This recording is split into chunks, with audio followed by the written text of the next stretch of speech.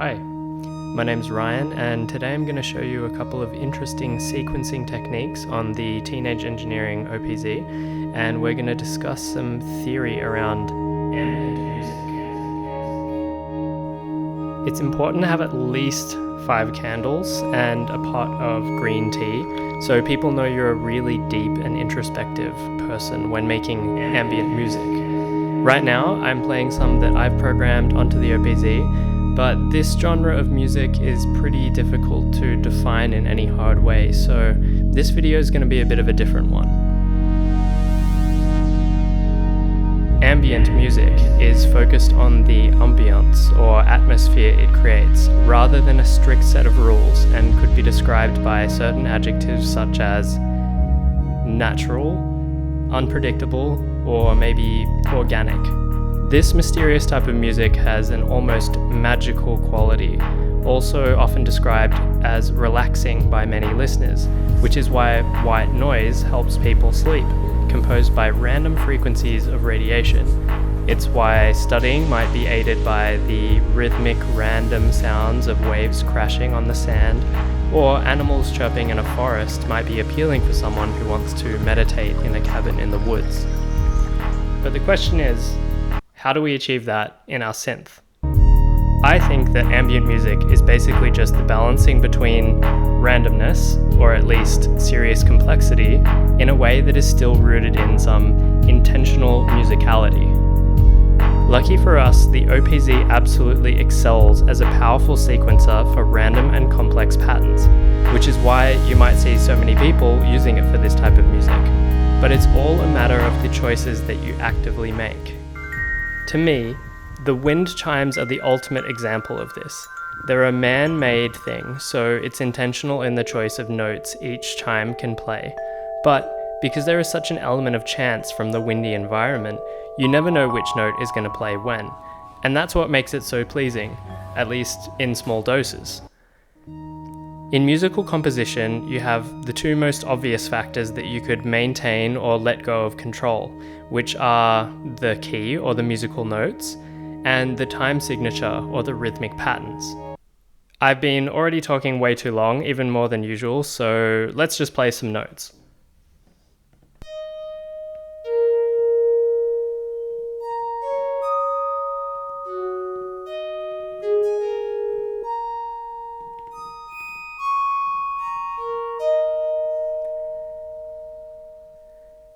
So the sounds that I'm using, they're mostly going to have a soft attack in the synth engine, in the envelope if you have a look, and that's going to emulate some acoustic instruments like a flute, which I think is not overly aggressive and fits in with the ambient and relaxing theme that we're going to go for. I'm just going to focus on these black notes here, and that's going to give us a bit of a musical center, and is basically in, I think, G sharp pentatonic.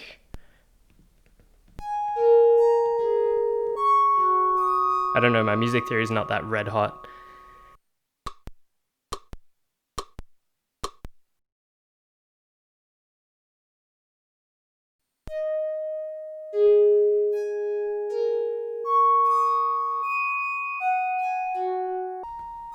Okay, so this recording that we've kind of chosen, I think these notes are played sporadically, not on every trigger or step, but it's a bit more impulsive and improvisational, and I'm trying to be unpredictable here. It's not truly random yet, but I think we're off to an interesting start, and it probably helps to add some delay and reverb, as that's going to carry over once we add our randomness through step components. Starting to sound a little bit interesting already. So step components, if you don't already know, they're these little cool symbols down here, and they're what makes the sequencer so interesting on the OPZ, because they allow us to introduce little rules to any step on the track up here. So firstly, let's just start by making one. So what we want to do is we want to hit Shift, we want to select one of the steps, and then it's going to flash green like you can see there. We're going to pick the jump component here, And then it's been given a default value, which is 4, but we're going to change it to 5. So 5 means random, and you can see that in the manual and look that up yourself, whether it's online or in the paper one that's come with your OPZ.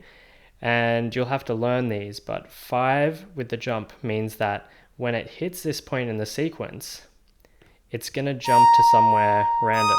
So let's see it in action, see what happens.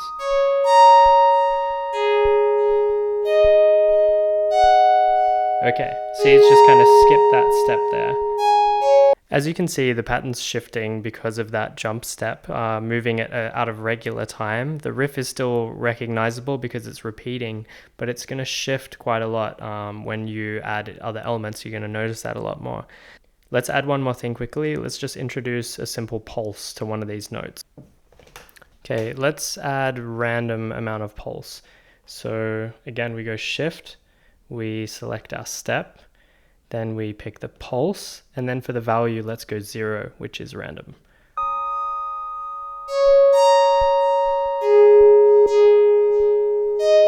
See, it's just repeated there, and it didn't repeat the first time. I actually had to kind of skip ahead in the video, and that's gonna add a little bit of unpredictedness to this sequence, but nothing too wild.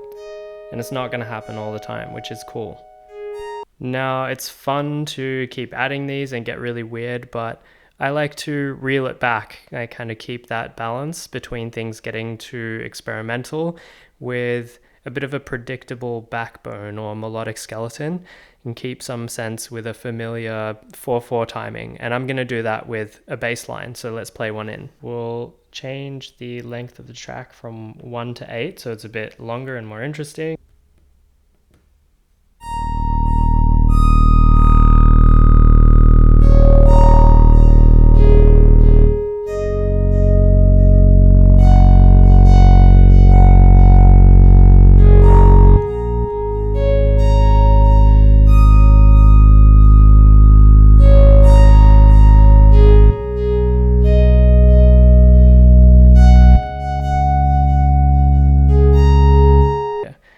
We're going to head to the chord now, and we're going to add a bit of a drone using the analog engine.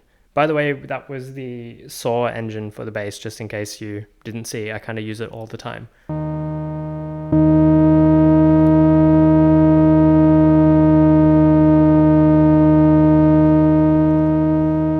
So let's just have that one chord for the whole sequence and give it an LFO parameter like filter, or you can see here we've got vibrate with a sine wave, which is actually pretty cool.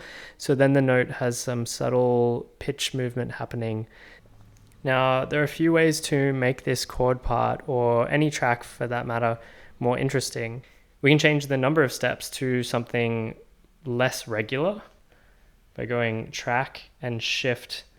Can actually reduce the steps, so we could have maybe 5, for example.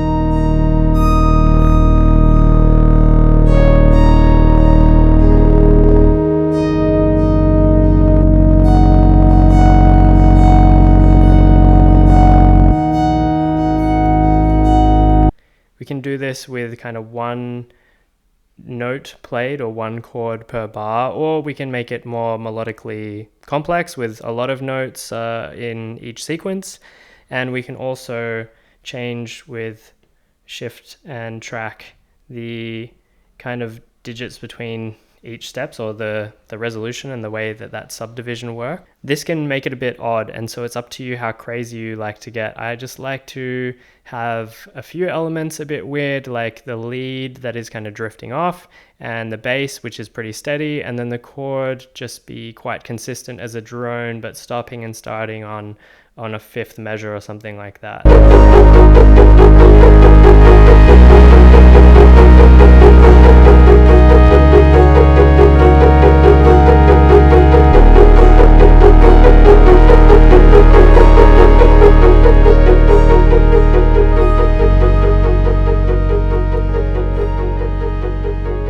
I think improvising on the track is one of my favorite things with the synth on the ARP.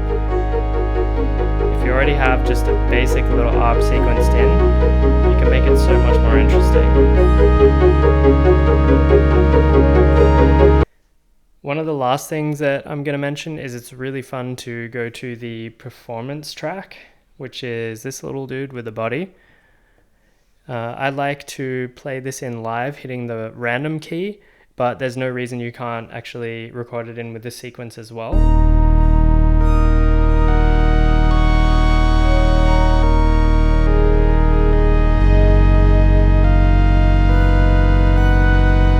I try not to play it on the bass notes, as you can see.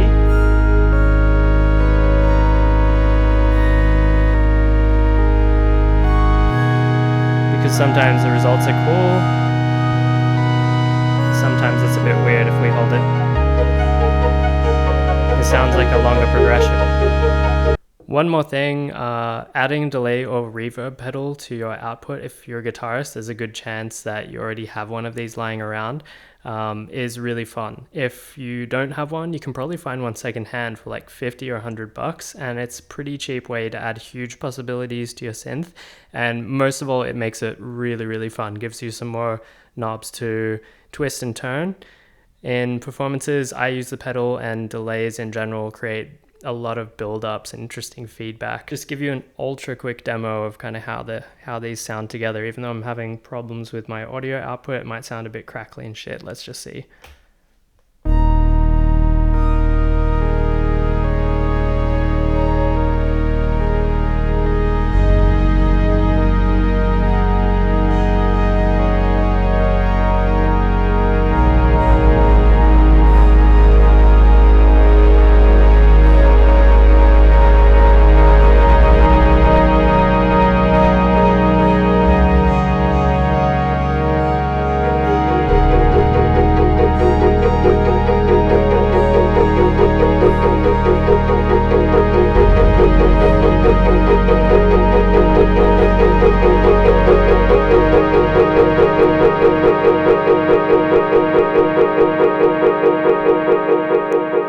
Sounds huge, but yeah, I'm sorry for that crunch. I gotta sort out my cables and check everything, get that sorted. Usually I would tie everything together, as this music gets a bit heady and I've already not described it particularly well.